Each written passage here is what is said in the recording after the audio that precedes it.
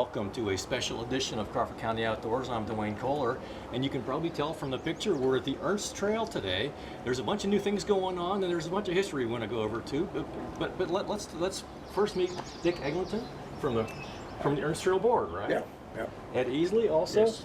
Ed, Yes. as we were getting the camera set up here, I remember Make a Difference Day many years ago. Yes. We worked on putting the siding on this bridge and worked on some other things like that. Yes. There's quite a history here, right? Like, Many hours of volunteer work. So let's talk about how did the Ernst Trail, how did it get going? Let's have a little background here. Well, going back to the beginning, the rail bed, there was some talk that the railroad up to Corey was going to be abandoned, and so a local group was formed to take that over. It never happened, but having formed a group, everybody was all excited about getting a trail going. And it turned out that Lila Beadle, who's Calvin Ernst's niece, I believe, knew that Calvin owned this piece of trail and he wanted to put it to community use. So he donated it to the trail, and make a long story short, here it is. So back in the day, like a million years ago, wasn't this the railroad track that went to Conneaut Lake from Meadville? So if you were going to go to the whatever Conneaut Lake Park was called back a million years ago, this was the way you went, right? Yeah. In fact, Ed has ridden. He used to ride out there, and his one of the earliest memories I have of coming to Meadville was running into a buddy, and we grabbed our mountain bikes and rode this. It was just slag, old railroad bed, but you could ride. You could get the whole way. Well, jumping over some ditches and fording a few streams, and I know once you get a ways, you go to the game lands out there. Yeah. There's some places where it's like the Erie Canals, like right beside the trail there, and you better be on the right side, right? Because you can't get across that thing in some spots out there. Right. Yeah.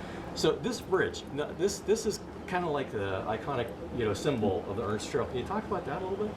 Well, this is the brainchild of Jeff Alio, who's not working with our group anymore. He's occupied with his grandchildren in Washington, D.C. But that was his idea. We needed something that would be a symbol of the trail, and he went around and got different organizations and businesses to contribute, and a whole lot of people, worked on this trail. Most of it volunteer labor. I mean, all kinds of The designer was Dick Dice, I believe. So this kind of looks like the old-fashioned covered bridge that you see. I see advertised in Ohio. It's come and see our old covered bridges on northern eastern Ohio, whatever. This one isn't that old. This one's still relatively new here, but it looks like it's been here for a million years. It looks like it's going to be here for the next million years. Well, it's not a real covered bridge. The structure is built into the walls. This one is sitting on 4 huge highway beams that were given to us by PennDOT. So there's no structure to support the bridge. It's the beams underneath to hold it up. You could drive a cement truck. Yeah, we joked you could drive a Sherman tank across this bridge if you wanted to. So the trail itself, I come out, walk, take a run, bring along dogs, which they love coming out here. In the wintertime you come and there's people cross country skiing, there's people biking all the time. We just had somebody pass us by, and I'm glad they were out enjoying the trail today. So one of the things I like about our Crawford County Outdoors series is Northwest Pennsylvania, we have a lot of opportunities to get out there, but you need some space, you need some space. And so even in a time when maybe everybody's sick from the flu or whatever, you can still come to the trail because you're probably not going to give somebody else the flu or catch it from somebody else when you're outside, right? Yeah, the usage really grew during any time that happens, the pandemic sort of thing. It's a nice option to still get exercise. I saw a news story, I think it might have been on Facebook or whatever, but bicycles and kayaks and things are just selling like the stores can't keep them in stock because they're just flying out because people's normal activities, whenever stuff like that goes on, kind of gets lost and those things like that. So I assume the biking is really happening here at the trail, right? Yeah, there's quite a few people out here. You've seen a lot of people. Oh yes, yeah, it's really been busy. Okay. A few of us volunteers emptied the trash up there. We can hardly keep up with it lately. Keep up. Okay, so we're on the bridge, and we're just 300 yards from Route 322 there, and so about halfway down there's something new going on. So what's going on over there on the east side? Oh, you mean our extension? Yeah, Goes to the right. Well, we call it the Connector Project. Okay. And that's part of our goal is to link up with Bicentennial Park in the town of Meadville. So we actually have built 4 bridges back in there, and really making a good effort. It's really coming together this year, and we're over in the 5th Ward and looking forward to our next step through there and getting across. So I got the dogs and my daughter and my wife the other day, and we went and took a hike there, and I think we have some footage we can share with folks about that. Those bridges are awesome. I saw a little sign on the bridge that said, no more than 8,000 pounds. And what's that all about? Is that so a dump truck doesn't drive across there? Or? Yeah. Okay. That's right. They're not. None of these bridges are for vehicles, right? They're all pedestrian bridges. So Right. we don't want anybody getting down there with a pickup truck, and we don't really like 4-wheelers on them and so on. So when you go to hike that part, one thing that we'll take on the outdoor show here, we'll take a trip down French Creek from time to time, and it's like people travel from here to there, and cross over bridges on French Creek and don't even really think about the creek. And it's like when you get on the creek, you're in your kayak or your canoe or whatever, it's a whole different world. And it's like maybe the 6 miles from Sagertown to Meadville, it's actually 9 miles when you go by, by canoe, because you're kind of zigzagging all around. When I walked that the other day, it was kind of like the same experience. It's like, wow, we're walking underneath the Smock Bridge. That looks altogether different from the bottom than it does from just driving over, going to the store or whatever. Then you go past Sunbeam, or you go past Seco Warwick, and you go past the old railroad, the old railroad repair shop, and all those kind of things.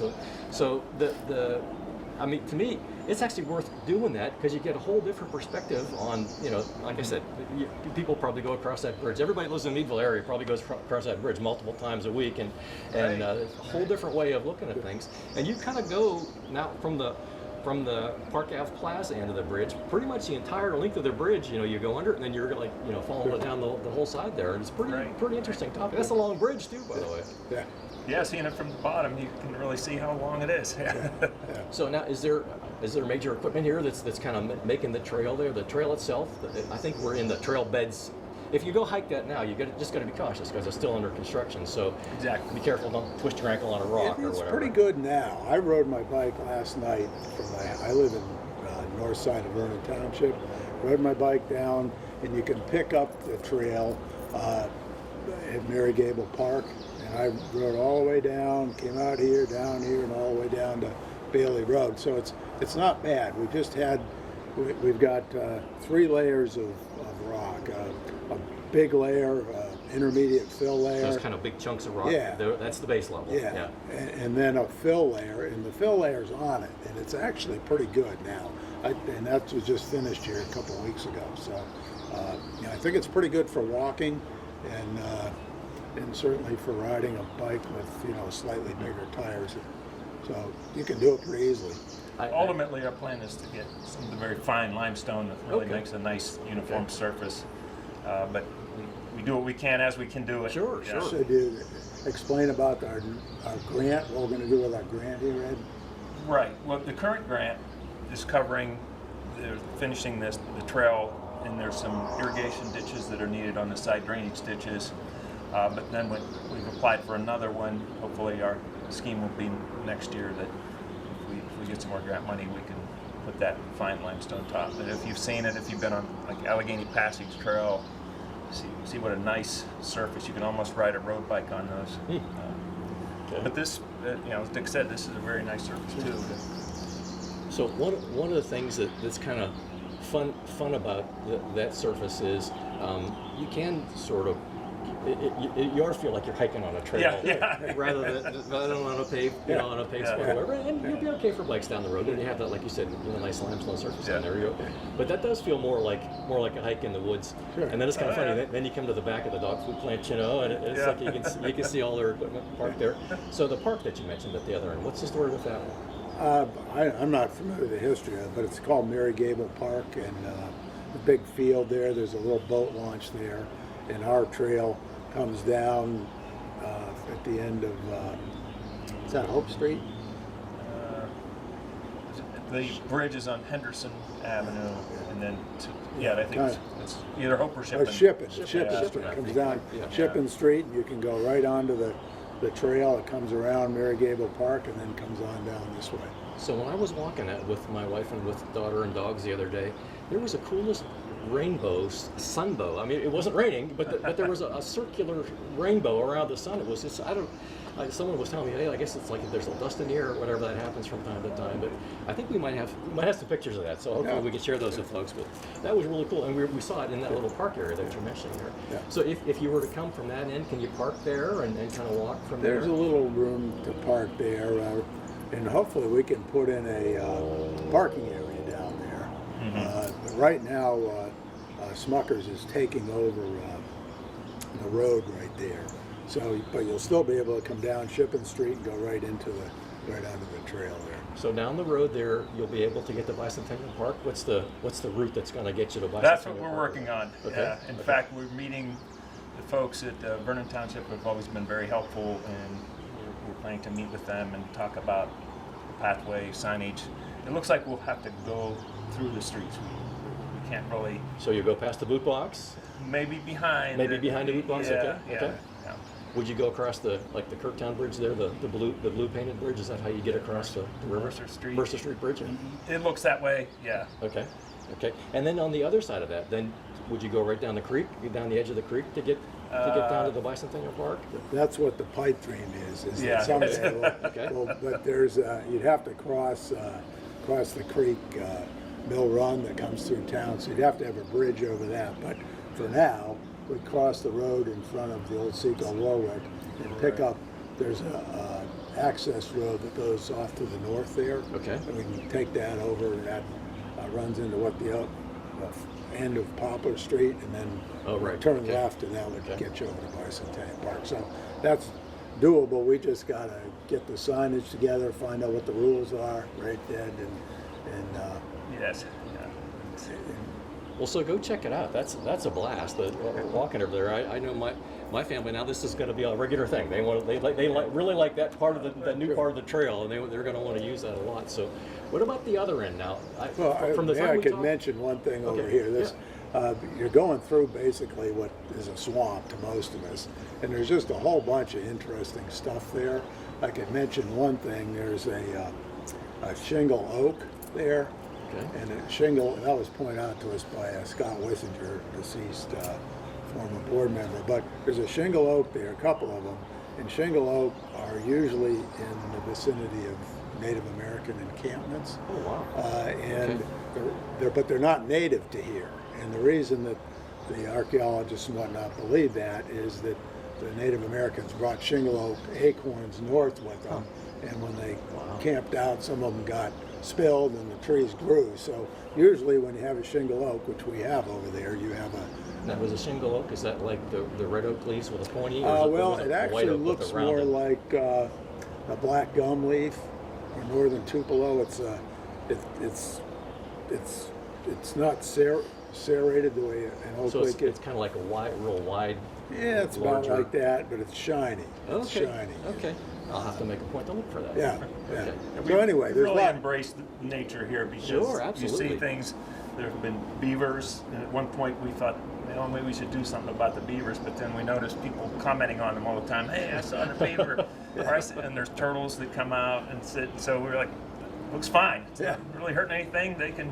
One stay. thing that really is fun going down that part of the trail is you see all kinds of, like I said, you cross over Smock Bridge and you don't even think about the nature that that you're going past, and it's like you get to see those things right up close. And my least favorite plant in the world is the multiflora rose. I noticed a fair bit of that. You're preaching to the choir here. That's Don't touch those. Yeah, it'll grab you and rip holes in you. I think I've lost more blood from that than going to the blood drive a million times.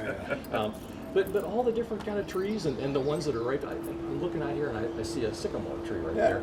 All kinds of willow trees and oaks and maples and every kind of tree in Northwest Pennsylvania. It seems like you're going to pass it on this trail here because you've got quite a variety. it's amazing. Yeah. Now, what happens when you go that way?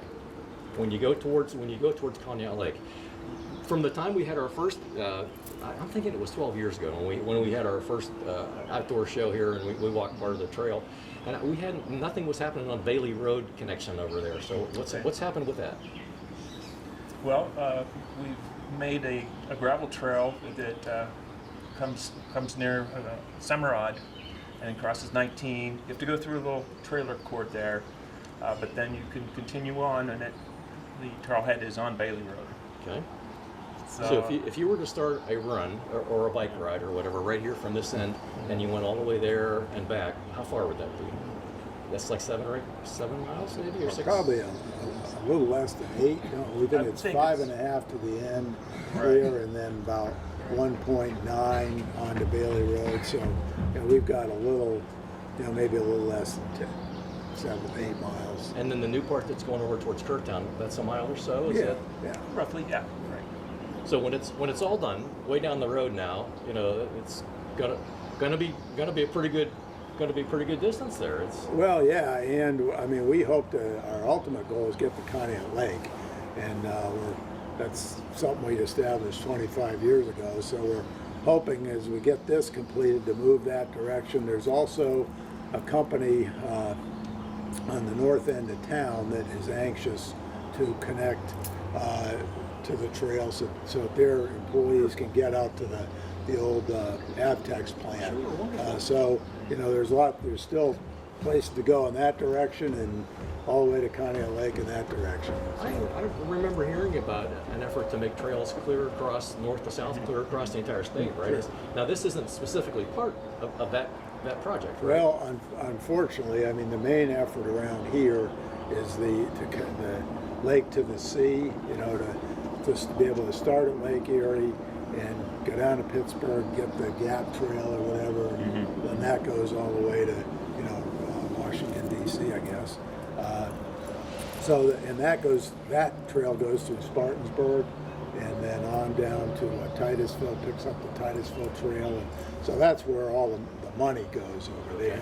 Okay. But we may, someday we may be able to, we probably won't be here, but be able to connect with one of those places. Well, it could be an alternative for that Route 6 bike trail that currently is mapped out by PennDOT. This would be a more off-road experience that people, when they get to Conneaut Lake, they get to that point. It'd be a much nicer ride to come through here rather than being on the Carmersburg Road. Well, people in central and western Crawford County, hey, they've got an awesome trail they can use kind of like year-round, right? Any time. Oh yeah. I know I've come out in the wintertime for a run, and it's like there's like there's ski trails and.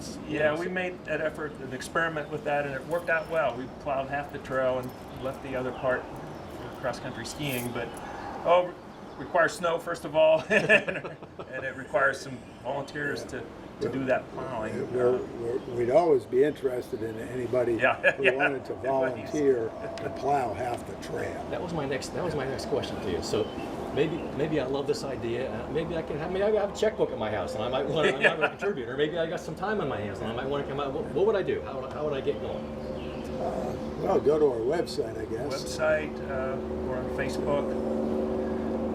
Our meetings are open to the public. We invite anyone to come. They're always the second Tuesday of the month.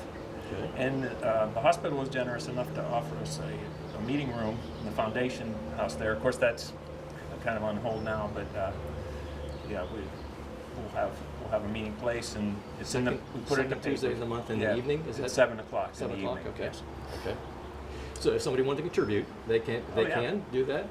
Sure. Now I lead that. That's a leading question to me because I've had a blast coming to the 5K. Is it on or is it off or whatever? I mean, this year's all screwed up here. It's off. Okay. So, but it's going to come back. It's going to be back. Okay. So you kick in some money to be in the 5K, and that's helping with all these projects and whatever. Yeah. Has that helped over the years? I mean, has that built up a fair bit? I bet it has. Yeah. Sure. Yeah. We don't. We get money from. We got a lot of loyal contributors. We've had a couple of local foundations give us money, and we get money out of our races, which we're not doing this year. So that's what we've done to raise money over the years. So there's a 5K, and is it a 15K or 10? It's the same day. It's on the same day, and so everybody that goes on the longer one, they leave first, right? Yeah. Right, and they come all the way here and turn around, and one of the 5Ks just go left, part way, and goes back. And it's beautiful. I mean, it's really fun, and it's great, and lots of people, and this would be the first year I've missed it in forever.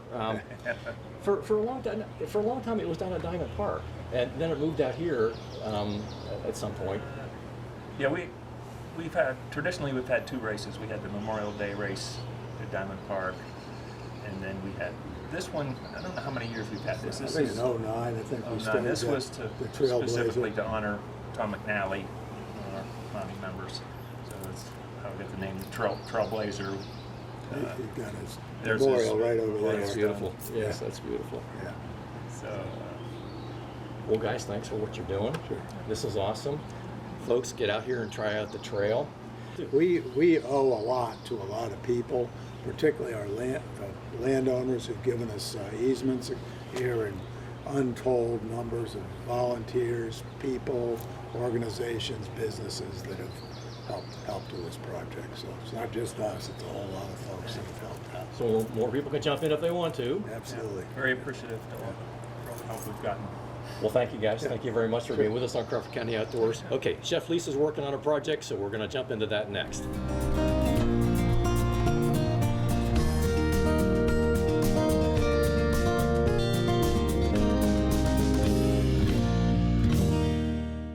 Joining us now, Chef Lisa Beck.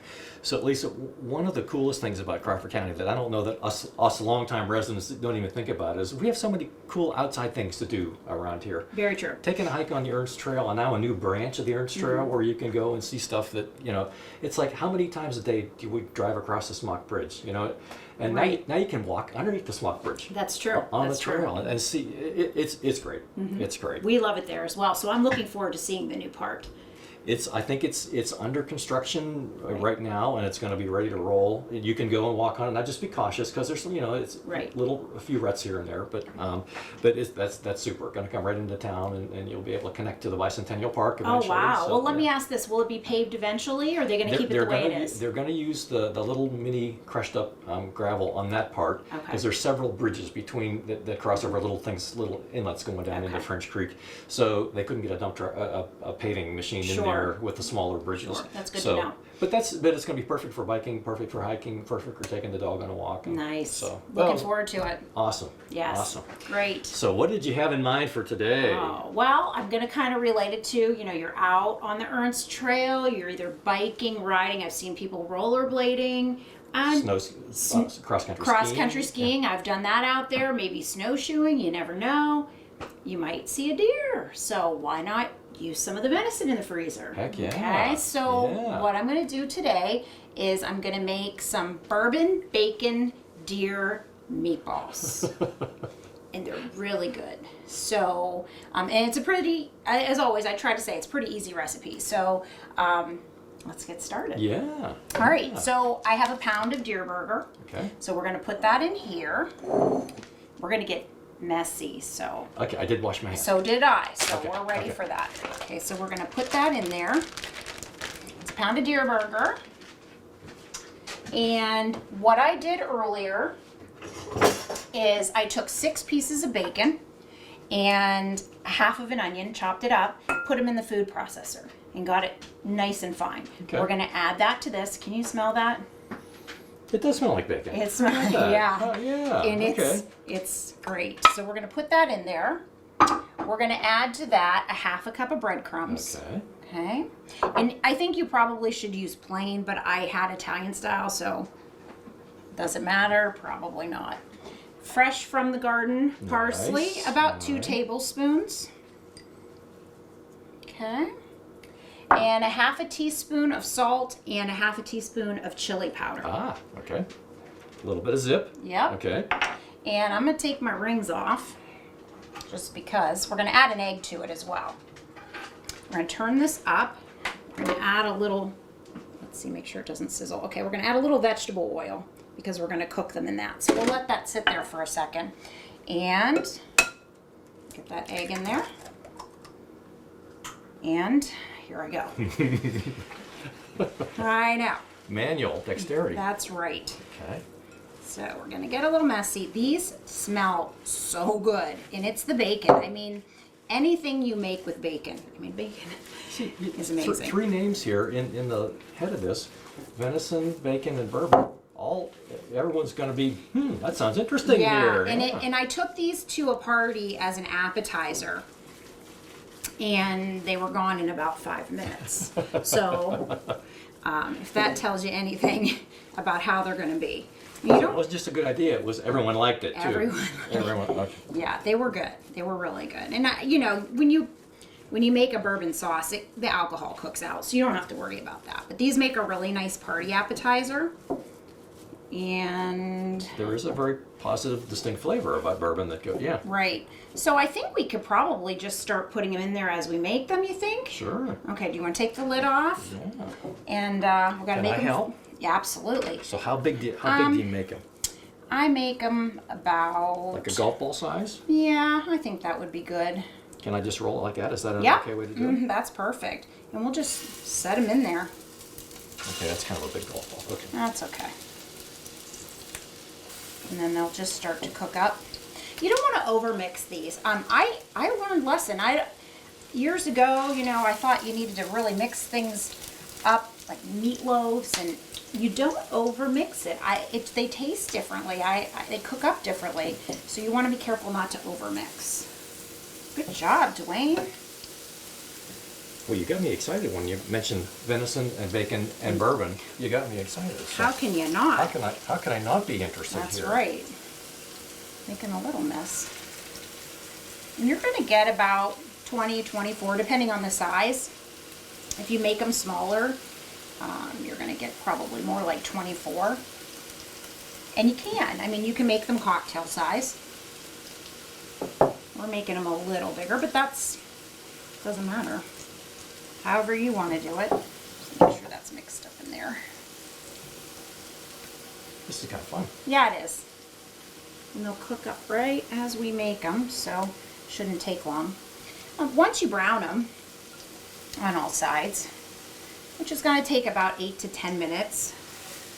Make sure that oil's mixed up in there. We're going to take them out, and then we'll make the bourbon sauce, which is pretty easy. And then you put them back in and you simmer them. Voila, they're done. I think we could just make a larger one here. And if you want to take a second and you can get that, well, maybe I can make that into 2. There you go. Good. I get to make one There more. you go, one more for Dwayne.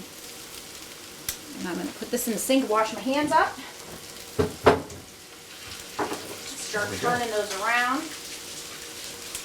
Yeah, that's about 20. 1, 2, 3, 4, 5, 6, 7, 8, 9, 10. Is there about 20? I think we made them a little big. 22, I think. Yeah. Oh, okay. We're done. There's a towel. Let's get this out of the way. And we'll start turning them.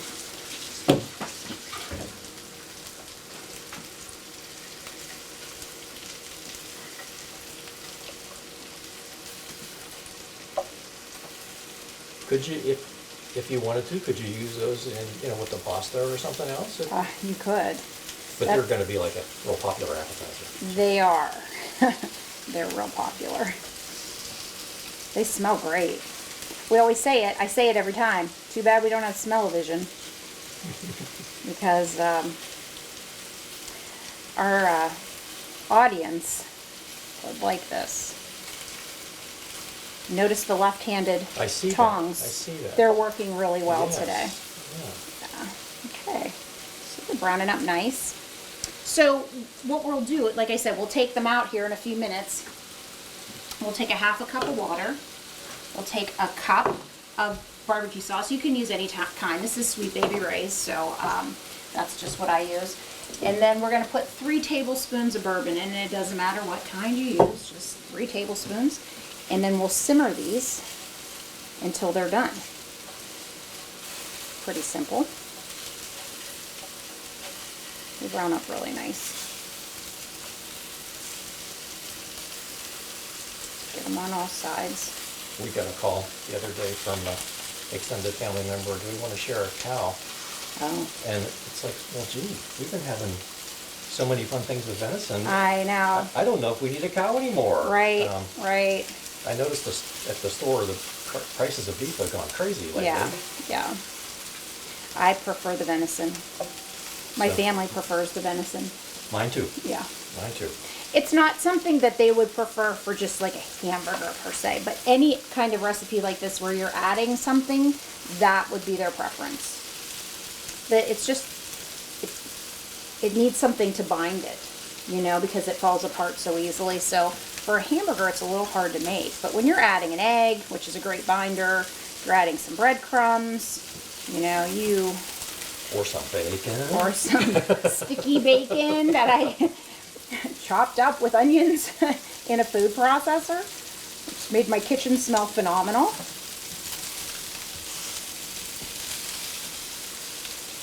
Yeah, you just want to get them good and brown. You could even pop them in the oven and do this to brown them, however you want. You know, if you don't have a skillet or you don't want to do that, you can just, you know, you don't want to just, you know, turn them. You can put them in the oven. I've done that too. But for the show's sake, I just thought it would be nice to put them in the pan and show you how I do it. You got Lulu's attention too. She's hanging out behind the Well, counter here. She, when I pulled the bacon out of the refrigerator, she didn't leave my side because she is a carnivore. A loyal dog. A loyal And a carnivore. A loyal carnivore who can smell bacon a mile away. Overdo them here. Now it says to drain the fat, but being that this is venison, the only really thing that's in there is that oil. There's not a lot of fat in Not here. very much fat, maybe just a little bit from the bacon. But Yeah, so I don't want these to get overdone, so I'm just going to turn them on their side, turn that down just a little bit. And we're going to pull them out in a few minutes here.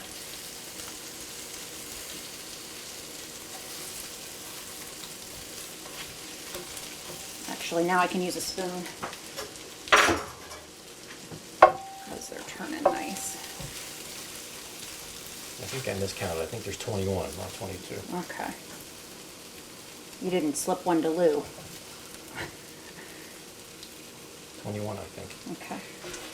She's anxious for that to happen. She yes. would love for that to happen by chance, but we're not sharing these. These are too good. Okay, we'll give them another minute and then we'll pull them and we'll put them right on here. Okay. And then we'll get our sauce ready. And then we'll just let them simmer. And then, you know, our favorite part.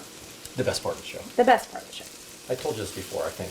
I was with a bunch of guys that I go deer hunting with, and my grinder was squealing and squealing, so we were having a grinding day with these Yes. guys. And, cooking outdoors, and we're talking about, all they want to talk about was the recipes. that you make. Aw, That that's was sweet. the whole topic, the whole time was, Yeah, someone stopped me the other day and said, wow, I didn't realize how many pheasant recipes you have. I said, well, I get a lot from Dwayne's wife, so Michelle's really, she's the experimenter more so than there's me. some more coming too, by the way. Oh, wow. Yes. You did a pizza recently, which That's- I'm impressed yes. with. I would like to do that one on the show, So too. barbecue pheasant pizza.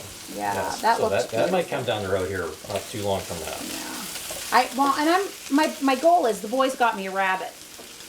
I want them to get me another rabbit, and we'll do that on the show. Okay. Because I think the recipe I'm going to use is going to need 2.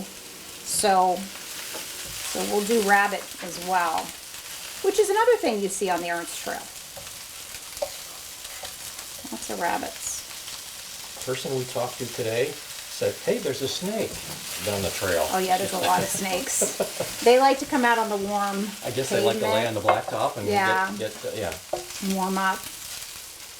All right, so we're looking good there. Wow. Yeah. So I think we're gonna let me just make sure it's one side, because you gotta make sure the middle is done. You know. So on a meatball, it's like when it's kind of brown on the outside, that sort of tells you it's cooked all the way through.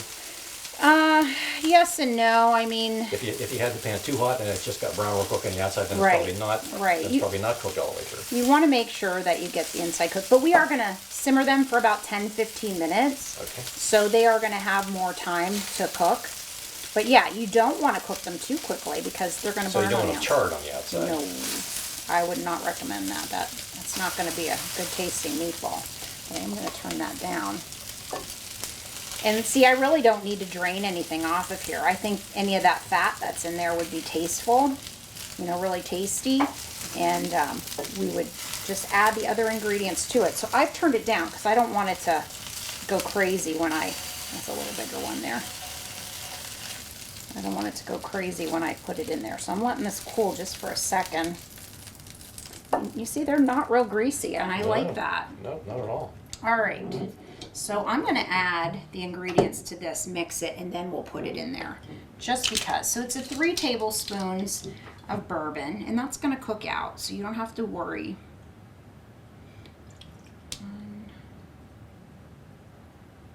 I usually have things measured out, but I don't think that would be too That difficult. one's kind of fun to measure. It's kind of fun. Yeah. It actually does smell good, and when it mixes with the barbecue sauce, it tastes great. So we're gonna mix that up. Oops. We're gonna add some water.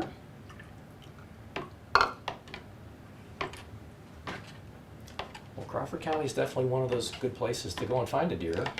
Yeah. And you got plenty of deer hunters at your house, so Plenty you of should have a deer nice hunt- full freezer, right? Yeah. Well, I'll tell you. See, I don't want that to. Boil. Yeah. So we'll just let that cool a little bit. We could actually put those meatballs right back in while that's doing that. Yeah, to be honest with you, you would think that, but we've eaten a lot of it. I had my nephew living here for a while, so he was part of the reason. You were going through. 4 boys instead of 3. Okay. So, hungry boys. We'll turn that back up. We'll get these back in there. And then we're going to put the lid on it. I may, roll them around a little every so often. But we're going to let them simmer at least 10 minutes. You can go longer. Like I've put them in the crock pot and I've let them go. And then taken them to a party that way, which works out really well. So this is going to be kind of at a low temperature? I'm going to put it on about 300, and if it starts to boil, I'll turn it down. So that's kind of a medium temperature. Yeah, to start, because we turned that really low because I didn't want the sauce to start boiling. So we'll let it get warm. We can even turn it down just a little bit, but we'll let it sit 10, 15, 20 minutes, and then, that's our favorite part. I can't wait. Me too. It smells great, so. So Lisa, this is my favorite part of the show. I'm not sure why. I don't know why either, I bet Dwayne. we're going to tell here in a minute. I bet. Okay, so these have been simmering for about 10, Can I do 15 it? minutes. Please do. It's going to drip a little bit from the condensation. Always love that steam that my comes favorite up. part. Yep. Now, I do this in a crock pot. I said that earlier, and I'll take them to a party. And I think that's probably the best way to do it, but you're not going to notice any difference when you taste this, so you're going to like it. There you go. Make sure we get some sauce there. Let me get a spoon, because you want a little more sauce, I think. Yeah. I think we need a little more sauce. Doesn't that smell great? Look at Okay. As always, don't burn yourself. that. Venison bacon Bourbon. bourbon meatball. Yep. Oh, they're cooked really well. Cooked all the way through. Yep.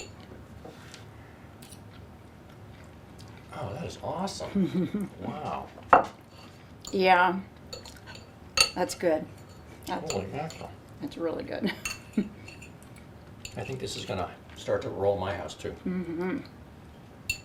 Another way to use venison. And of course, I always like to say, if you want to use hamburger, turkey burger, whatever you prefer, you don't have to use venison.